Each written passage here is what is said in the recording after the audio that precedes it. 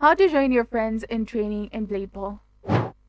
Hello and welcome back to our channel. In this video presentation, I'll show you on how to join your friends in training for Blade Ball. Follow along as I guide you through the setting up a training mode lobby. First of all, open Roblox on any platform like PC, console, or mobile and access the training mode. Navigate to the server selection and locate the training mode option. Choose between single player and multiplayer. For multiplayer, you can join existing rooms or create your own.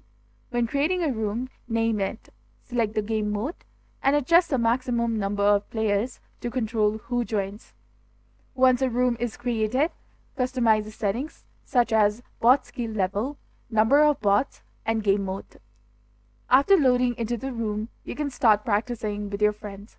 Ensure that everyone joins the same server from the list, and by following these simple steps, you and your friends can train together effectively in Blade Ball. So this was all about how to join your friends in training in Blade Ball. If you found this video to be informative, do not forget to like, comment, share, and subscribe to our channel for more amazing tips and tutorials. And don't forget to hit that bell icon to stay updated with our latest contents. Thank you for your viewership and support. See you in the next one.